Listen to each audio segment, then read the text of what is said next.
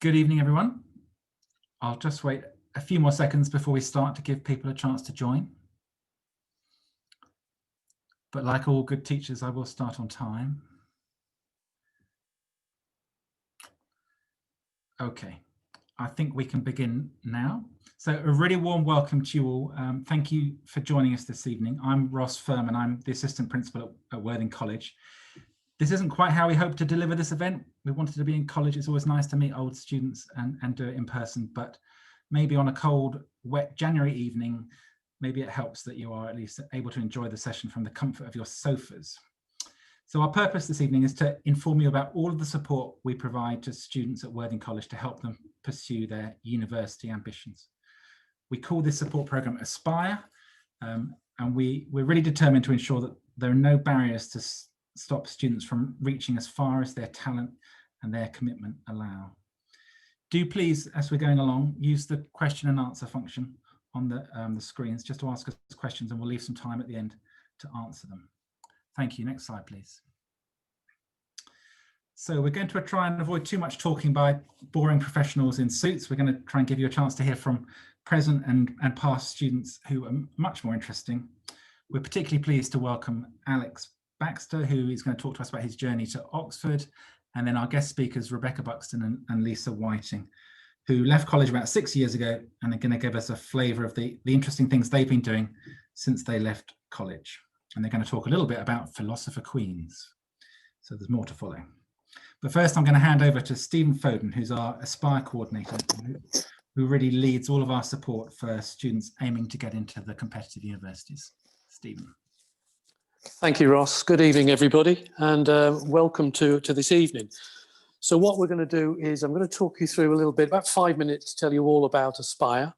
I think the first thing I want to say is that although some of our students are students with very high GCSEs and aspire into very prestigious and competitive universities, the Aspire programme is available for all students, and different aspects of it will be available for different students. So I want you to feel that everybody is able to take some value from Aspire, and I'll try and talk you through the different aspects as we go along. I'm going to talk briefly about 5 aspects to Aspire. As Ross says, it's a very wide-reaching programme with lots of different elements, and I'll talk about each of the 5 elements in turn. Partway through this little talk, I will pause to give Ross an opportunity to talk to some current students who will give you a bit of a flavour as to their experience of Aspire this year. Next slide, please. So I want to start by just talking about the monthly Aspire lectures that we've been having. So every Wednesday afternoon since the start of the year, I've been inviting different people in to talk to the students, and we've averaged between 50 and 60 students attending each of these lectures. There are a variety of different themes. The first few were definitely targeted towards thinking about university. We heard first of all from an ex-student who's graduated from the London School of Economics and Politics with a first this year, James Law, to talk to us about what it was like to apply. First of all, to apply to Cambridge and be unsuccessful, and then at the LSE, what life at university has been like during the last year or so, and his aspirations for his future. We then had the young man you're going to meet later on this evening, Alex Baxter, who's currently at Balliol, to talk about his applying to law at Oxford and how he went about doing that. And then we had a tutor's perspective from Somerville College, Oxford. Dr. Rayner talked about the do's and the don'ts of how to apply to university. And then we dove into some theme-based lectures. We had Dr. Perry from Southampton University on economics in the time of catastrophe, and a really interesting one from a barrister. And then we finished last week on the taboos of body modification. So we've had lots of different aspects of talks, and we've had a couple from last year just to give you a flavour of the wide-ranging talks that we've had so far. And these are available to all students. Next slide, please. One of the things that we offer many students is the extended project. This is an opportunity for students to dive into detail on topics that they want to study. It might be to write a dissertation or to make a performance or create an artifact. It really is valued by universities. And whilst not every single university might take the points into account. Many do, and all universities value the skills that students develop, and they develop lots of academic skills that they would value very much at the university. It gives them a flavour as to what it's like to study at a university context. Next slide, please. One of the things you'll hear from our students shortly is the Competitive Universities Preparation Programme. This is where we run weekly sessions where we are developing some of the higher order skills for university.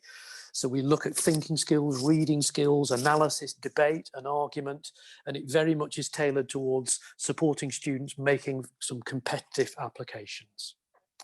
And the next slide, please. Okay, so what I'm going to do now is hand back to Ross, who's going to talk to some of our current students who are currently on our Competitive Universities Preparation Programme. Ross. Thank you. So we're joined by 3 brave students who've agreed to talk a little bit about their experience at Worthing so far.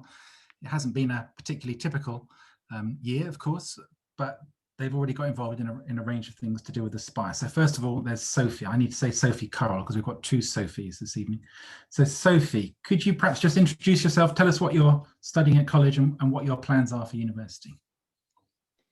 Yeah, so my name's Sophie and I'm studying history, sociology and English literature at college.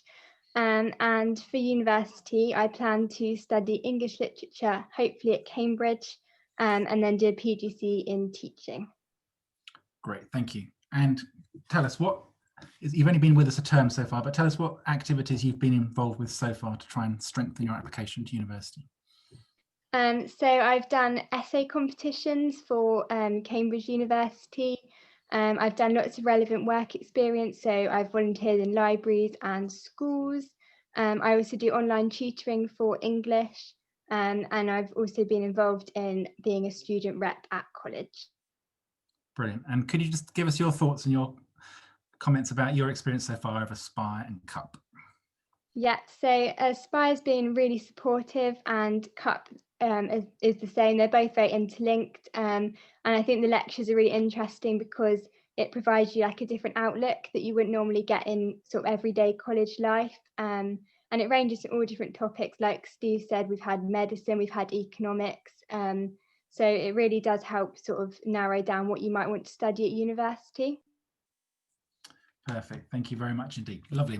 Next person is Maddie, who's going to talk to us now. Maddie, perhaps just introduce yourself, tell us what you're studying, and then can you tell us what your experience has been like at college so far with all of these strange COVID restrictions?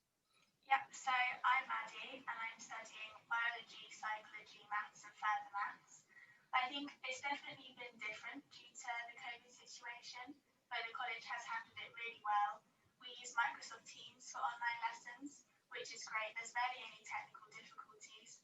And the one thing I was worried about with the current restrictions was the lack of the social side. But now that they've introduced breakout rooms into our lessons, you can go off in groups of your classmates and collaborate together. So you're still getting that human interaction at home, which is much more interactive and enjoyable. Thanks, Maddie. That's great. We are hearing you, but if you could perhaps just lean a little bit closer to your mic, that might help. Sorry. No, that's fine. So tell us about your plans for after college. I'm still reasonably undecided as to whether to go to university or not. If I did go to university, I would probably study a maths degree, but I need to look further into the different types of maths degrees which CUP is helping me to do. If I didn't go to university, I am considering pursuing the career of becoming a commercial pilot, which you can start training for at the age of 18, like when you would start university. Okay, great. Commercial pilot's a good job to get. And we've just heard about the extended project. So are you thinking of doing a project and what do you think you might decide to study? Yes, so I am planning on doing the extended project. In CUP, we've recently been doing a slightly smaller research project, which we're actually presenting tomorrow. And my main area was whether memories are lost or just inaccessible in Alzheimer's disease. But for my extended project, I think I'm going to do a more maths related topic. Great, okay. And how else have you been involved in college life while you've been here so far? I am also a student rep, which means that I attend termly student conferences, which are really great to give feedback about your courses and other aspects of student life. And they really value your feedback and do act upon it. Brilliant, thank you. Thank you, Maddie. Right, and then finally, Sophie. So Sophie, could you introduce yourself? Perhaps tell us what school you came from and what you're studying at college. Okay, hiya, I'm Sophie. I'm a year 12 student and I came from Davison. I'm currently studying biology, chemistry and environmental science. Okay, and what are your plans for university? So recently I did work experience at Sea Life, well, not recently because of COVID, and absolutely fell in love with all things marine. And so I'm hoping to do a degree in marine biology at Exeter, and I'm looking to do the 4-year course with the Sandwich Year Abroad. Great, okay.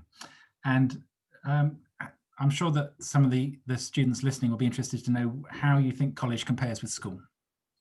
So college, for me, I've got so much more independence. So for example, I don't have to be on campus all the time. If I only have a lesson in the afternoon, I can choose if I want to complete my ISP, which is homework in the learning zone, or if I want to do it at home and come in later. Also, you're going down to only 3 or 4 subjects. So you're going into a lot more detail, and I'm really, really enjoying that. Great. ISP is a phrase which students quite quickly come to know at Worthing, isn't it? But perhaps the people who are listening won't understand. Tell us what the ISP is a bit more. So it's the independent study pack. And basically it's given, we've got one for each subject given by our teachers, and we complete it each week, and it's all our independent study outside of lessons. Great, and yeah, that's defined from the very beginning of the year. So from the very beginning of the year, the students' homework for the entire year is laid out week by week, and there's an expectation that students will do for an A level about 6 hours a week, homework a week per subject. That gives you a flavour for how much independent study is involved. Okay, and then any advice, Sophie, that you would give to students coping with the transition from school to college? I would say definitely use your free periods to get all your ISP done, because I absolutely promise you will be so much more organised and so much more on top of your college work. And another thing I really recommend is reading up around the subject before your lesson. So usually the teacher will be like, okay, next lesson we're doing this. And so I will go away, I might use a textbook, I might use YouTube videos, and I'll learn the basis. And so I feel so much more confident and so much more ready to learn. Brilliant. Well, thank you very much, all three of you. That's really helpful. I'm going to hand back to Stephen now to say a bit more about our UCAS support. Thank you, Ross. If we could have the next slide, please. So one of the things that many students will want to do is to think about university. So what we try to do is to give them lots of opportunities to prepare for university and to support them. And so quite a lot of the activities that we offer, obviously COVID has affected many of these, particularly in the summer of last academic year, but under normal circumstances and where there are virtual alternatives, we're directing students towards university open days and conferences. We've also directed many of our students to the open lecture programme, which some of which are still happening virtually. The Sutton Trust summer schools are things which under normal circumstances will operate, and we hopefully will be directing students towards those, and shadowing schemes and so on. So lots of different opportunities through maths and science and STEM, performing arts academies and so on, all of these different ways in which we are supporting students by providing with them experiences that can go on their personal statements and their applications to strengthen those applications. Next slide, please. And so if a student does indicate that they want to apply for university, we'll talk to them throughout year 12 as to whether that's one of their aspirations. We will give them support from their tutor, so they'll get individualised UCAS support from their tutor. This involves help navigating through the UCAS process, through the application process, which, although is quite simple, can be daunting sometimes. It's mainly online now, so a tutor will help your daughter or son through that process. There'll be workshops throughout years 12 and into year 13 for students who are indicating that if they wish to go through UCAS. We have what's called an early applicant support group, which I will take from the summer term through into October for those students who've got a 15th of October deadline for medicine, for veterinary science, for Oxford and Cambridge, and dentistry. So if you've got an early deadline of the 15th of October, we have an early applicant group, and I start working with them in the summer term. We do support with them to prepare them for any tests that they might take, admissions tests for medicine or for Oxbridge. We conduct practice interviews with students, whether that's preparing them for the multiple mini interviews that they have to do, often for medicine, or the individual interviews for Oxbridge or some Russell Group universities. We do offer some mentors sometimes, and we do get applications started immediately they open. So immediate applications open, we will be supporting students through and helping them to make the best application that they can. Many of our students make very, very strong applications, and that's due in part to the support that they get during that process. Next slide, please. Okay, I'm going to ask now Tim Westcott, who's going to interview one of our ex-students, Alex Baxter. Over to you, Tim. Hello, Alex. Can you hear me okay? I can, yes, all good, thank you. Brilliant, thank you. So as one of our ex-students who's doing particularly well at university, could I first ask you just to outline what you studied at the college and where you are now? So I was at Worthing from 2015 to 2017. I studied A-levels in English literature, history and biology, and an EPQ as well. And I'm now in my third year of law at Balliol College in Oxford. And are you enjoying it? Yes, no, loving it. Fantastic. So, and where, just briefly, Alex, where are you hoping that's going to take you after you finish your degree? So I'm actually, I'm already contracted away. I'm going to work for a law firm in the city in London. And what sort of work do you think they do? What sort of areas of law do they work in? I suppose commercial law is the kind of broad header for it. If you imagine kind of all the legal side of what companies do, basically. How exciting. Yeah. So go back to year 12, your first year at the college. What have you got? What advice would you have for students in their first year of thinking about how to prepare for, applying to a very competitive university? I think the main thing that I kind of wish I did was like get a bit more of a good idea for what particularly interests you, just in the world in general. And then once you've found something like that, be it in science or law or politics, you can kind of pursue these things which individually interest you, because those are what looks interesting on an application and what kind of gives you the passion to follow the right course. So there's that two sides to it, really. One, it's about strengthening your application by doing independent work and seeing, for yourself what you like, but also being confident you're applying for the right course. Yeah, yeah. Great. Is there anything that you wish you'd done differently in year 12? A bit more work. I was quite committed to playing rugby with the rugby team at Worthing in my first year. And actually it took me until I think the summer of year 12 to realise that I really needed to kind of work a bit harder. But if I'd have started a bit earlier, I would have had a whole lot more pleasant second year, not having to work quite so hard. Well, that's an interesting personal journey. And in terms of revising, because I mean, obviously you came out with very, very high grades. What did you learn about what worked for you for preparing for exams? I think just relentless practice of actual exam papers. You can find them all online, but you can put as much knowledge into your head, but if you don't know how to put it down on paper, it's no good to you at all. No.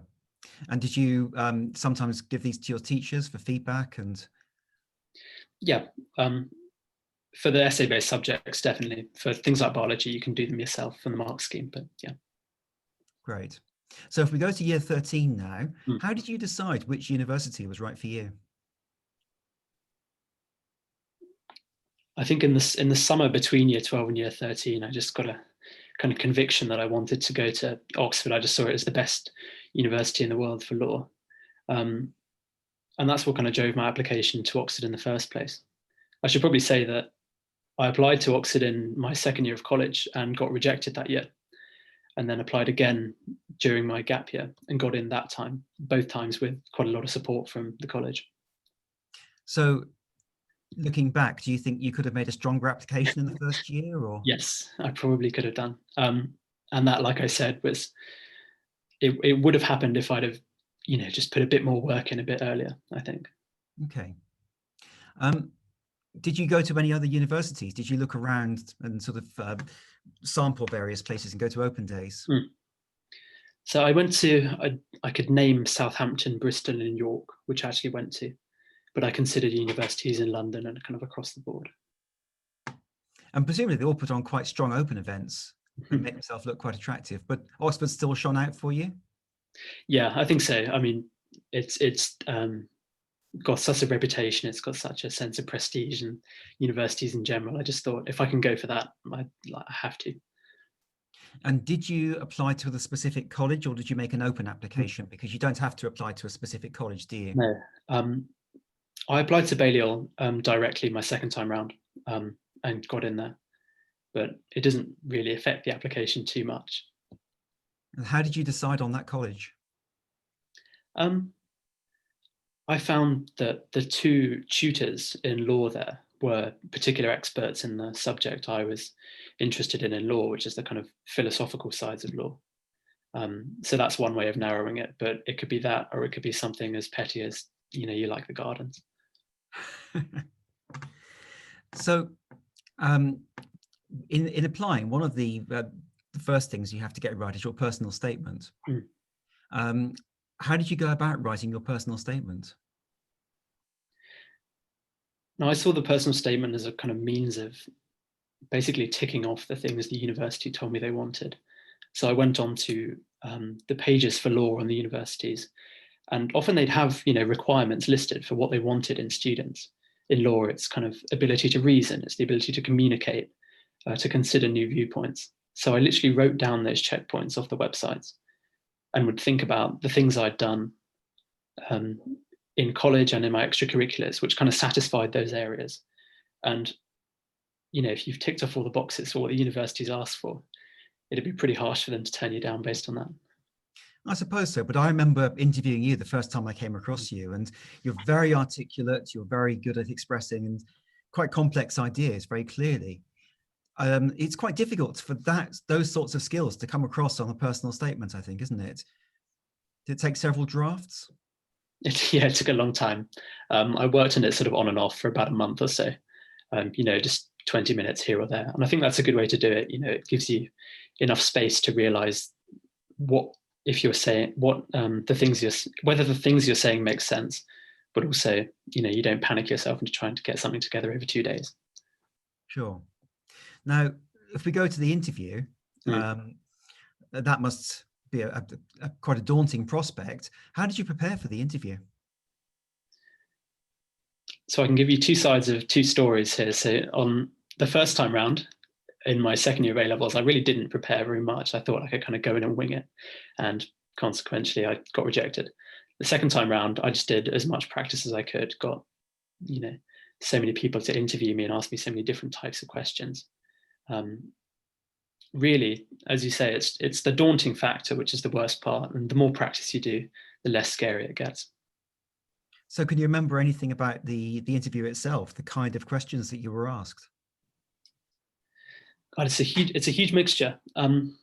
So I did an EPQ at Worthing, for example, and one of the tutors at Balliol is particularly interested in the area of kind of legal history I did. So we spoke a lot about that, just kind of in a friendly way. But at the same time, questions could also be being given with a kind of legal definition of sort of preparing to commit a crime, for example, and then given factual situations and asked to kind of pass your judgment on those situations in light of the definition. So a huge mixture. Okay, great. And do you get the sense that the things that you did apart from your A-levels were really quite important to Oxford in getting in?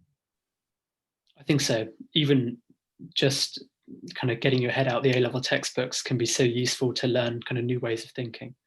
I looked, for example, online and shows in London, which were just like free debates hosted by the universities. And we just kind of try and get a cheap train up there and just get a seat at one of the debates and watch it.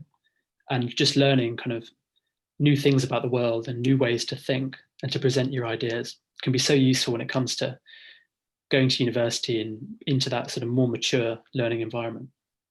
So was that something that they were interested that you'd done, or something that helped develop your critical faculties and your general sort of skill as a learner? I think mostly it was useful for me.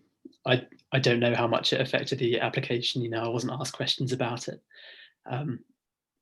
but it certainly helps. You know, when it comes to something like an Oxford or Cambridge interview, or an interview at any university, just having those kind of faculties, as you say, is so useful. And the only way to get them is to kind of push yourself and try to get this kind of new input into your brain. Great. And it was quite crushing, I think, not to get an offer the first time, wasn't it? How did you manage to bounce back from that and, you know, sort of keep on believing that you're going to get there? I sort of struck myself a deal. I said, if you kind of get the grades you want in your A-levels, and if you do really well in your A-levels, then I think you have the kind of right to reapply. And so I just sort of stuck my head down for the second half of my year 13, worked hard and did well on my A-levels. And that was kind of the confirmation I needed to be like, okay, I can reapply. It's worth another shot. So that mindset sounds like it was really important for you. Yeah, oh, definitely. Fantastic. Just briefly about how it's been being at Oxford. What was your impression of the first week there? Oh, it's pretty tough, but most of it's in your own head. The work is hard. You know, you can't kind of say that in any other way, but it teaches you really fast how to learn. You know, I learned so much in my first term of university that by the time I got to 8th week, I was looking back on myself 8 weeks ago and thinking, God, he was stupid. I'm sure that's not true, but so what makes it hard? Is it the volume of work you have to get through, or is it the complexity of it? I mean, part of it's the volume, but most of it is just because it's so incredibly different to any way you learn at college. And because you're, you know, in a new place at first, and in a new place called Oxford, it really gets into your head a bit. So you can get a bit obsessive over the learning. Am I understanding this? Am I working hard enough? But after a few weeks, you find you sort of settle down, you sort of get into your rhythm, and then all of a sudden it's so much better, so much more fun. Fantastic. And what advice would you give to anybody going up to any competitive university, whether Oxford or otherwise, in terms of making the most of it? Ooh. I think almost focus on the work second. It sounds a bit counterintuitive, but you know, somehow the work always gets done. And so you'd be a fool to focus on getting the work done because you'll miss everything else. So really it's about kind of not burying your head in the sand of work. It's about keeping yourself kind of focused on rounding yourself as a person and not just, you know, trying to get good grades in every single essay. I'm sure rounding yourself as a person involves more than just going to the bar. I didn't know about that. Have you got involved in any other activities or any other associations? So I played a lot of rugby at Worthing College. I carried that on into university. And on the sort of, on the active side of things, I've taken up triathlon at university, which is proving to be very, very good fun. But there's loads of things you can also do, you know, things from kind of political debating to pub crawls, whatever. It's hard to list because there's so much of it. Yeah. And so finally, I mean, you've got yourself, you've got a training contract with a very competitive law firm, commercial law firm. Do you think that, what do you think was the most important thing to get you through the door there and to make them decide to take you on? Ooh. I think the jump from university to careers is quite different to the jump from A-levels to university. Because when you're moving from A-levels to university, all kind of tutors and things really care about is your academic potential. But when it comes to moving into a career, you kind of have to suddenly become not just this sort of genius, but also, you know, an interesting person who's kind of fun to be around and good to work with. So the most important thing, I think, is to try and keep a bit of a kind of rounded outlook. You know, do things you enjoy, do things that interest you, because you know, that's so important to progressing into kind of careers rather than just academics. That's brilliant. Alex, thank you so much. There's lots of absolute nuggets there, and a really inspiring journey you've made. Thank you very much indeed. Thank you. Yes, thank you, Alex. That was brilliant. It's nice to see you again. I haven't seen you since, I guess, year 13. I think I remember getting involved with trying to work with you on the personal statement and wrestling a little bit to kind of to get it into shape. So it's really great to see you kind of really prospering and progressing on. So one of the things which Alex mentioned there was that it's great to, you know, push yourself a little bit in terms of exposing yourself to ideas and to university level thinking and debates and lectures. And that's something which we do a lot of in the Aspire program. And Steve's already mentioned some of the lectures we run as part of the Aspire program. And we're going to do a little bit of that now for our final contribution. I'm really pleased to welcome our two guest speakers, Rebecca Buxton and Lisa Whiting, who are both ex-students. They left college about 6 years ago. They're both very active students when they were with us at university, and they've been very busy since. Rebecca completed her bachelor's degree in philosophy at King's College London, and Lisa took her degree at Durham, also in philosophy. Rebecca is now working on her PhD, and Lisa is working for a policy group called the Centre for Data Ethics and Innovation. And together they've just published their first book, which I think is pretty good going at the age of 24. The book's called The Philosopher Queens, and they're going to give us a little taste of university level study by talking to us about their interest in women in philosophy. So Rebecca and Lisa, over to you. Great, thank you so much. It's really great to be back virtually at Worthing College. Can you all see my screen? Okay, yeah, excellent.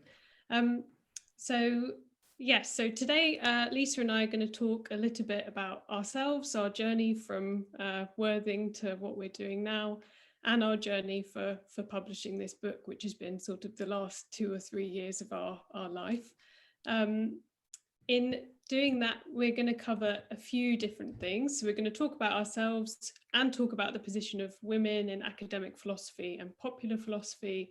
And then we're going to talk about the book. And if we've got time, we're very happy to answer any questions that are specific to us, our experience at Worthing College, and our experience at university more generally. We're very happy to answer questions. So this is my favourite because I get to embarrass Lisa by talking about how we met. So we met at Davison's. Lisa was a year below me.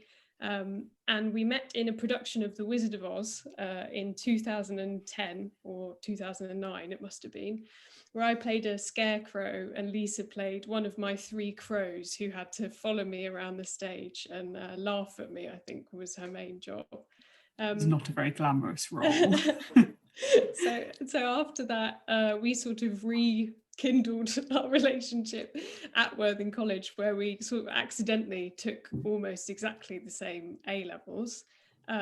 So I took English literature, philosophy, music and psychology, and Lisa took English Lit and Lang, philosophy, music and psychology. So we were kindred spirits, I think. And we both took philosophy with a teacher who had a very specific Socratic style, and he really developed a love of philosophy in both of us. So I went on to King's College London to study philosophy. I got rejected from Cambridge for philosophy and rejected from Durham, but I went to King's and I had a fantastic time in London. I think there's a great experience for university in London generally. I then went to Oxford to do my MSc in refugee and forced migration studies. Then I worked in the House of Commons for an MP for 18 months. And then I came back to Oxford to do my PhD in political philosophy and refugee studies. So I'm sort of synthesizing those 2 things. And I'm writing up at the moment, which is why I might look a bit tired. Lisa, did you want to talk about what you've done? Yeah, so as Rebecca said, went to Worthing College and completely fell in love with philosophy. And I definitely had some fear around kind of often philosophy is not necessarily seen as a very kind of practical subject or a subject that's necessarily going to get you a job in the future compared to maybe some of the more kind of scientific subjects. So I remember kind of talking to my parents a lot about kind of what to do, and decided to kind of go with what my kind of heart was telling me, which was to study philosophy, and kind of hoped that it worked out. Unfortunately, it did. So as Rebecca said, I went to do my undergraduate up in Durham, at St Aidan's College, which I really loved. And then once I finished that, I moved to London, ended up working in policy for government, for a government regulator. And then I started studying a master's part-time as well, kind of while studying, and that's at Birkbeck, University of London. And then since then, I've done a few different jobs in the civil service, and recently left the Centre for Data Ethics and Innovation. And now I'm working as part of the government's coronavirus response, leading a project on using data to support people that are clinically extremely vulnerable.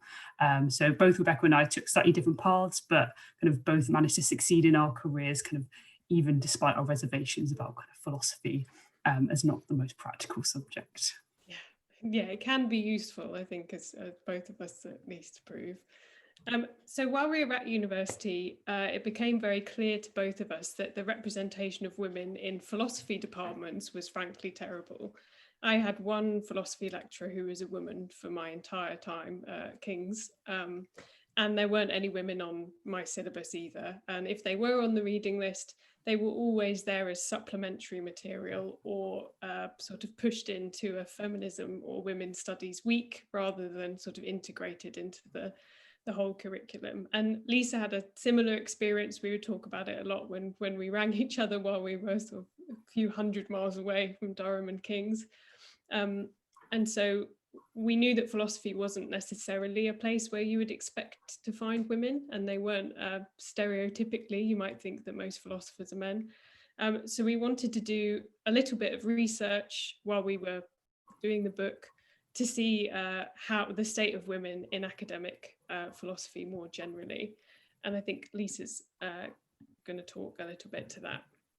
Definitely. So for those of you that might not have come across kind of philosophy before, it's really just a subject that attempts to kind of answer like fundamental questions about the world. So everything from kind of does God exist to do we exist to kind of what's kind of how to live a good life, like all of these big kind of fundamental kind of questions that humans try to wrestle with. And obviously those are questions that affect everyone. So as Rebecca said, we were quite surprised when it seemed like there's kind of a certain group of people that are maybe more represented than others. So a philosopher called Helen Beebe wrote up a report about women in philosophy in the UK, and she identified a few different factors that she thought kind of harmed why women weren't becoming kind of more involved, and some of those included kind of biases, implicit bias, stereotype threat. So the idea that people don't maybe kind of conventionally reflect the old men in togas that we're typically used to when it comes to subjects like philosophy, and also just the risk of kind of sexual harassment within kind of academic departments. So she kind of hoped to put this together to kind of shine a light on some of these problems.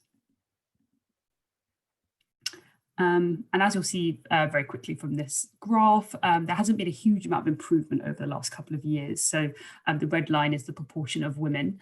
And as you'll see, it kind of hovers around 28% of full-time women in academic departments. And the blue line is from 2011. So there haven't really been much change. And what's interesting as well is actually at undergraduate level, so for people studying degrees, it's about 50-50. So while there were a lot of women who kind of like took our courses, we didn't find that our classes were kind of only taken up by men, but there were, when it gets kind of more into the academic philosophy and people kind of studying it after university, that there does tend to be this imbalance. And when we compare it to other subjects, it's also quite stark. So some of you are probably quite aware that subjects like physics and maths and some of the sciences, it's generally quite accepted that maybe women aren't as likely to take those subjects or are maybe slightly underrepresented. However, as you'll see from here, philosophy is actually slightly worse than economics, and it's kind of the worst of the arts and humanities subjects, which again, people often find quite surprising because the stereotype is that kind of boys might be more likely to do kind of maths and science, but women are more likely to do kind of arts and humanities. But actually kind of philosophy can often fall through the cracks a little bit as well. Yeah, we can see that this is sort of sadly reflected in the representation of BME academics in philosophy as well, so Black, minority, ethnic philosophers. So philosophy, again, is essentially the worst subject by proportion of academic staff, so it's about 4.8% of staff in philosophy who are employed full-time are non-white, so it's an increasingly and extremely male and white discipline, which is something that is reflected in the sort of popular representation of philosophy more generally. Yeah, so for a lot of people, they'll never step foot in an academic philosophy department. Whilst they might find it interesting, it's not necessarily as relevant to them. But what's quite interesting as well is looking at kind of women in popular philosophy. And obviously that can range from kind of books to podcasts to all sorts of different kind of mediums and forms. And often that's how people first come across the subject. So some of you listening might have listened to a YouTube video about Plato or something like that, or a podcast. But there's also that imbalance. So we're just going to very quickly give a bit of an overview of that before we talk a bit about our book. So when we were preparing for this presentation, and we've done this talk a few times in schools, we often show this slide, and this is basically a Google search of the word philosopher.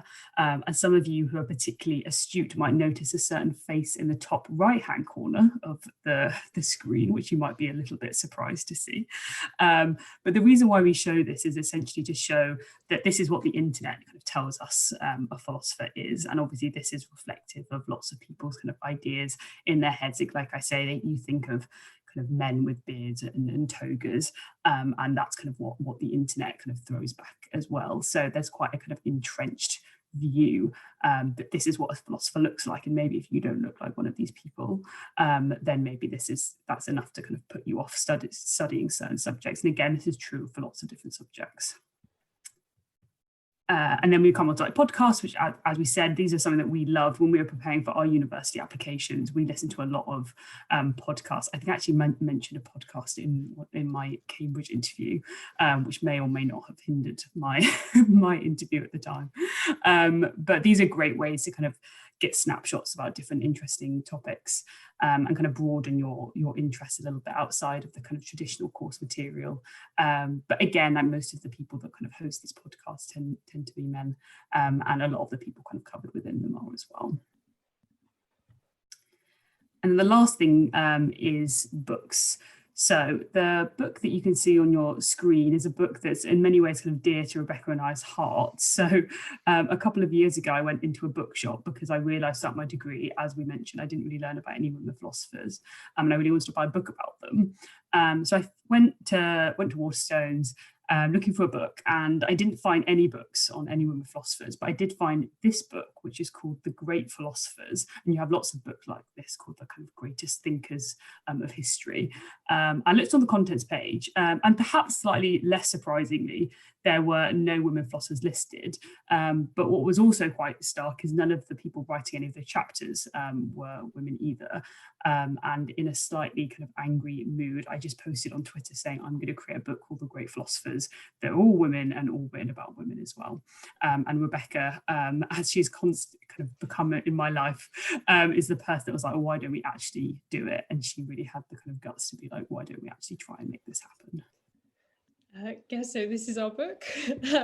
So it was about 3 years ago that Lisa sort of walked into that bookshop, and The Philosopher Queens came out in September 2020 in the sort of depths of COVID time. So it was a bit of an odd time to publish a book, but we're very pleased that we did it.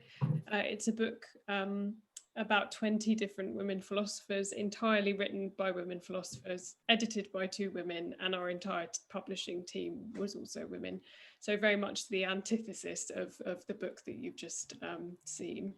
And here is just a very quick snapshot of some of the women who are included in the book. And we discovered very quickly that there are in fact hundreds of women philosophers that we weren't told about during our degrees. And the book really just is a very brief introduction to 20 of these amazing women. And it has a list of another few hundred in the back that you can go and look at for yourself. So here is us sort of on publication day in 2020 in September. the book is illustrated, as you can see, and we really created it because we wanted this book when we were studying philosophy at Worthing College. We needed to see women represented then in order for it to sort of come through our entire experience in philosophy. So we're very happy that we've managed to create it. It's been out in the world for a while now. And as I said, we're very happy to answer any questions about the book, any questions about our experience publishing the book, and about university and our experience at Worthing College more generally. So thanks very much. Yeah, just one more thing kind of like on that from what Rebecca was saying as well. I definitely think that kind of the love that we got at Worthing College, and we were really lucky that we were able to become such good friends at college and make such a wonderful friendship group. And it was through talking about philosophy both inside and outside of our classes that was really kind of what kind of gave us this passion. And I don't think we certainly wouldn't have created the book if it wasn't for the fact that we kind of threw ourselves into our studies during that period. So it kind of links to what Alex was saying about broadening your view kind of beyond just your coursework and finding the things that actually you do find really interesting. Thank you so much, Rebecca and Lisa. It's really inspiring to see students who kind of left the college and continued to kind of grow and develop into such kind of confident academics and intellectuals, and yeah, it's very impressive what you've managed to do through kind of determination, working together. So thank you. Now we've more or less come to the end of the evening, but we did say that we'd wanted to give you the opportunity to ask any questions. So we'll just take 2 or 3 minutes just to give you a chance to add anything you'd like to ask into the question and answer box. We've still got all of our contributors here, I think, so you know, I'm sure Alex will be happy to answer questions, or Rebecca or Lisa, and then Stephen and I, and even the Year 12 students, if they're still here, would be, I'm sure, happy to contribute. So do put some questions into the box. I'm just going to pick the first one. Do you have any programs for students applying to universities overseas, for example, the United States? So we do get students applying to universities abroad, particularly in America. That's partly because of the strength of the sports provision at Worthing as well. So we do have quite a few students who want to go and study sports abroad. So we have got some expertise in the college and some experience with doing that. It's not a specific program, but we do have the experience to help with that. Stephen, do you want to pick one out? Okay, so is it possible to take 4 A-levels and the EPQ? I describe that as possible, but very, very difficult. It is technically possible to do 4 A-levels and an EPQ. We would, in most cases, advise against it, and we'd give you some detailed advice and guidance right at the start of your A-levels. First of all, as to whether you want or need to do 4 A-levels. But if 4 A-levels are what you want to do, and we think you've got the capacity to succeed in those 4 A-levels, then that's fine in itself. And then when the question of the EPQ comes up, which will tend to be in the latter part of your first year, we'd have that discussion with you. So the short answer is it's technically possible, but there might be lots of advice guiding you towards doing very, very well in your 4 A-levels rather than taking on an EPQ as well. Thank you. Somebody has asked, can you explain a bit more about what the EPQ is? And I'll just say a couple of more things about it, just to give you an understanding. It's a qualification which is worth half an A-level, so it carries half of the UCAS points of an A-level. It's something which we start with students in the summer term, so they indicate that they'd like to do it around about March of the first year, and then they start attending sessions in June, and they do most of the work in the second year. And it's a substantial investigation or dissertation into a topic of your choice. And you would get a weekly supervision session from one of the teachers to support you in producing it. So you'd meet with your tutor once a week for an hour just to get some support and feedback and advice to help you develop those research skills. Okay, any other questions? Stephen, can you see any others you wanted to respond to?